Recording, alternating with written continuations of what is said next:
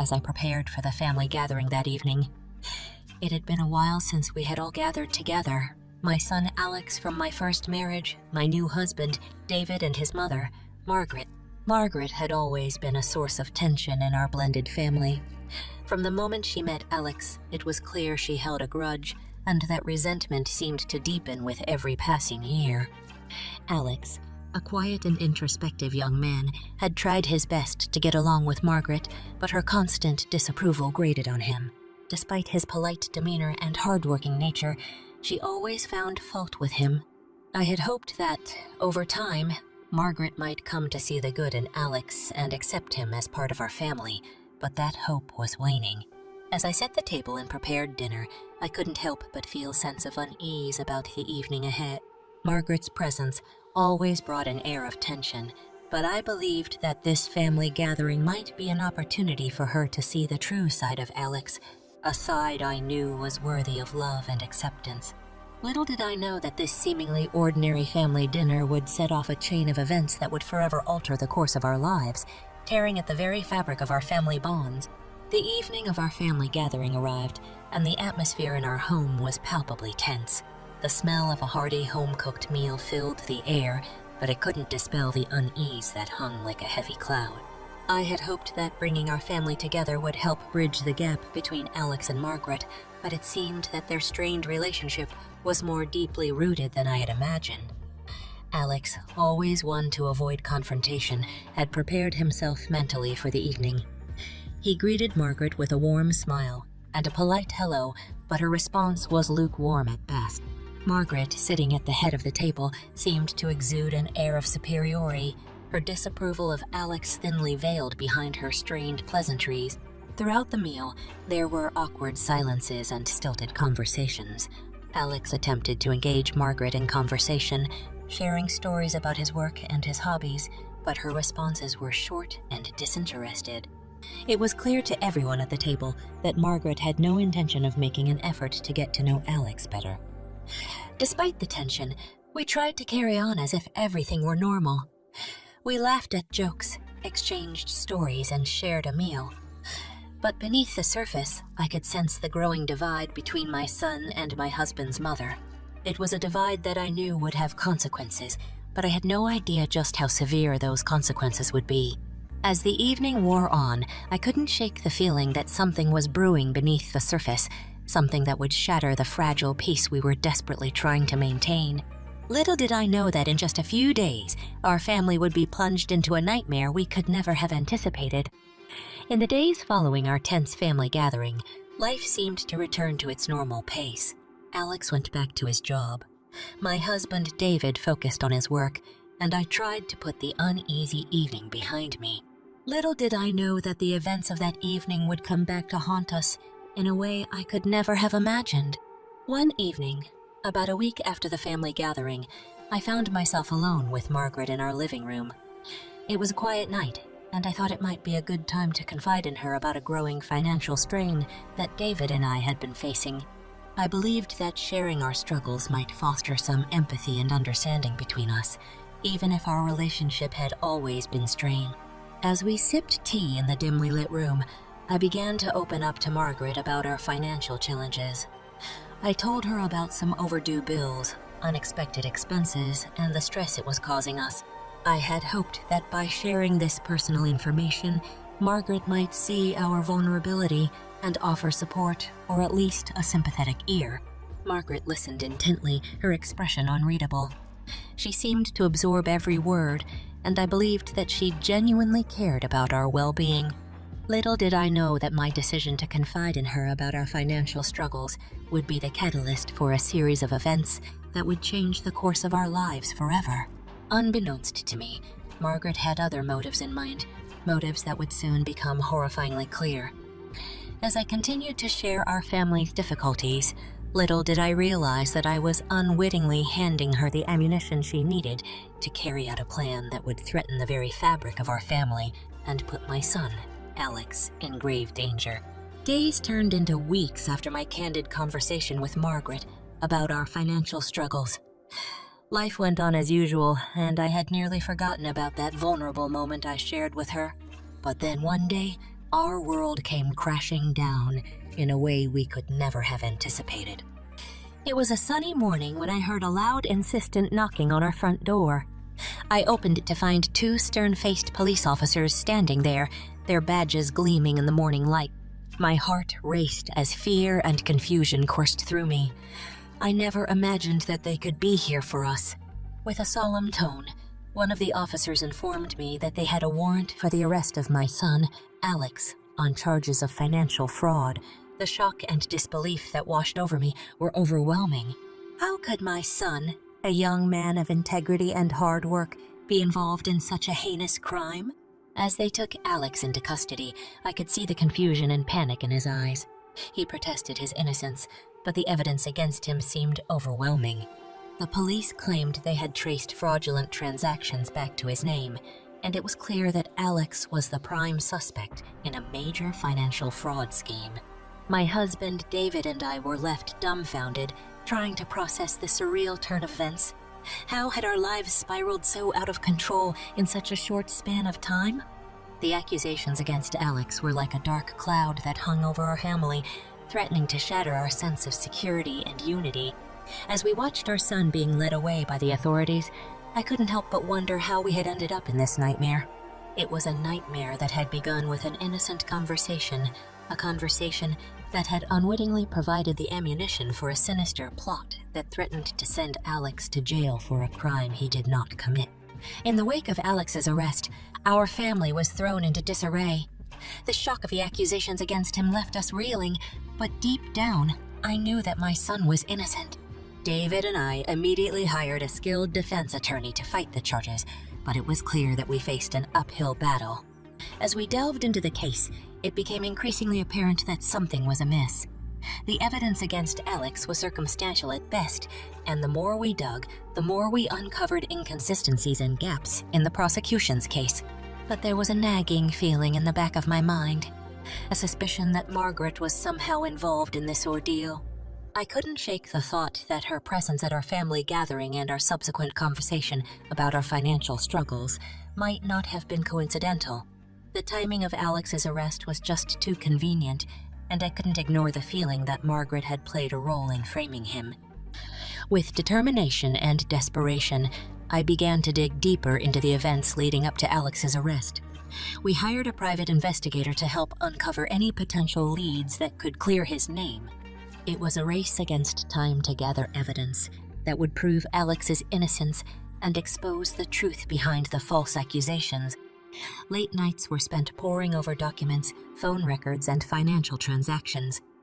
Our family became a team dedicated to one goal: uncovering the truth and ensuring that Alex would not be unjustly imprisoned.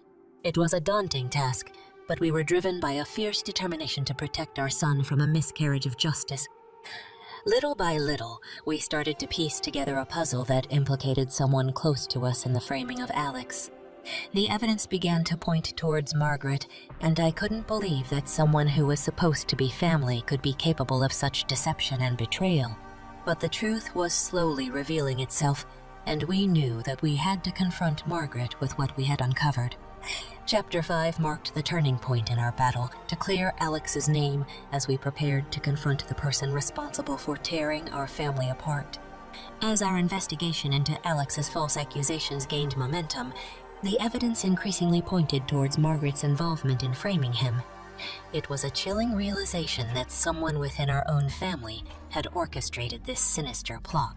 With every piece of evidence we uncovered, the tension within our family grew, and the urgency to uncover the whole truth became paramount. We hired a dedicated team of investigators and legal experts to dig deeper into the case. They combed through phone records, financial documents, and any potential witnesses who might shed light on the truth. Every lead was followed, and every detail scrutinized as we pieced together a damning picture of Margaret's involvement in the false accusations against Alex. One crucial breakthrough came in the form of a series of emails and text messages that we uncovered. These messages revealed conversations between Margaret and an unidentified accomplice discussing the framing of Alex. It was a shock to read these exchanges, which outlined in cold, calculated terms how they had set up the false paper trail that led straight to my son. These revelations were a turning point in our quest for justice.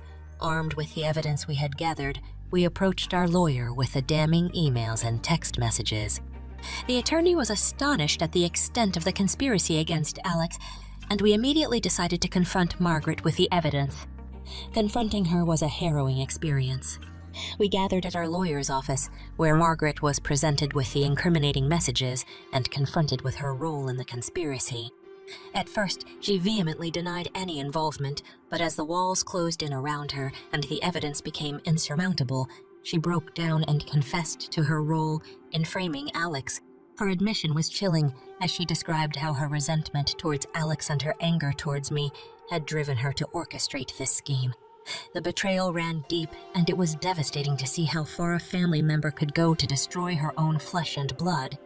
With Margaret's confession to her role in framing my son, Alex, the entire family found ourselves at a crossroads. It was a moment of reckoning, a time when we had to decide how to proceed with this shocking revelation.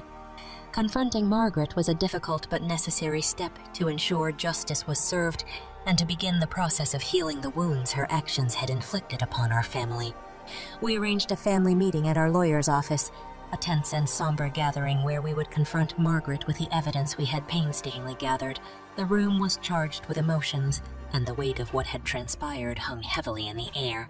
As we sat in that dimly lit conference room, Margaret was presented with the incriminating emails and text messages that detailed her involvement in the false accusations against Alex. At first, she vehemently denied any wrongdoing, clinging to the hope that she could maintain her facade of innocence. But as the evidence piled up and the noose tightened around her, Margaret's resolve began to crumble. She broke down. She broke down, her tears mixing with the weight of her guilt and the shame of her actions. It was a shocking and painful moment, one that none of us had ever anticipated. Margaret's confession was chilling, as she described the lengths to which she'd had gone to frame Alex. Her resentment towards him and her anger towards me had fueled the sinister plot. It was heartbreaking to witness a family member admit to such betrayal, and the trust that had once existed between us was irrevocably shattered. As the meeting concluded, Margaret was left with the knowledge that her deceit had been exposed, and she would face the consequences of her actions. The legal system would decide her fate, and justice would be served. But the scars of her betrayal would linger in our family for years to come. With Margaret's confession and the evidence of her involvement in framing my son, Alex, the legal proceedings against her moved forward swiftly. She was arrested and charged with her role in the false accusations, and her fate now rested in the hands of the criminal justice system. As the legal process unfolded, our family began to grapple with the aftermath of Margaret's betrayal. For me, the sense of betrayal ran deep. Margaret had been a part of our family for years, and it was incomprehensible to think that she could harbor such resentment and anger towards her own family members. I felt a mixture of anger, sadness, and disappointment, but I knew that healing would require forgiveness, even if it felt impossible at the time. Alex, too, was deeply affected by the ordeal. The false accusations and his subsequent arrest had taken a toll on his mental and emotional well-being. It would be a long road to recovery for him, but at least he was free from the looming threat of jail time that had hung over him for so long. As the legal proceedings against Margaret continued, our family found ourselves facing an unexpected opportunity for redemption. It was a chance to rebuild trust and repair the bonds that had been damaged by her actions. We began attending family therapy sessions to work through the trauma and betrayal we had experienced. The therapy sessions were emotionally charged and difficult, but they also provided a safe space for us to express our feelings and begin the process of healing. Margaret, too, participated in these sessions, and it became clear that she was remorseful for her actions, and it became clear that she was remorseful for her actions and the pain she had caused. In a surprising turn of events, Alex, still hurt by Margaret's actions, but willing to forgive, extended an olive branch to his step-grandmother. He believed in the power of redemption and hoped that Margaret could find a path towards healing and reconciliation. As the legal process against Margaret continued and our family therapy sessions progressed, we entered a period of reflection and rebuilding. Chapter 9 was a pivotal chapter in our story, representing our collective efforts to move forward after the tumultuous events that had torn our family apart. Margaret's confession had resulted in her conviction, and she was serving her sentence for her role in framing Alex. Justice had been served, but the scars of her betrayal ran deep. Our family had been shattered, and we were left to pick up the pieces. Rebuilding our family was a slow and arduous process. Trust had been eroded, and the wounds were still fresh. But we were committed to healing and mending the broken bonds that had once united us. Family therapy sessions continued to be a central part of our journey. These sessions provided a safe space for us to address our feelings, air our grievances, and work towards forgiveness. It was not an easy process, and there were moments of anger and pain, but it was also a chance for us to grow closer as a family. Alex, in particular, showed tremendous resilience and maturity throughout this process. Despite the trauma he'd endured, he was determined to find a way to forgive Margaret and move forward. It was a testament to his strength of character and his belief in the power of redemption. Slowly but surely, our family began to rebuild the trust that had been shattered. We spent more time together, creating new memories and reinforcing the love and connection that had always been at the core of our family. While the scars of Margaret's betrayal would never completely fade, they became a part of our shared history, a reminder of the challenges we had overcome together.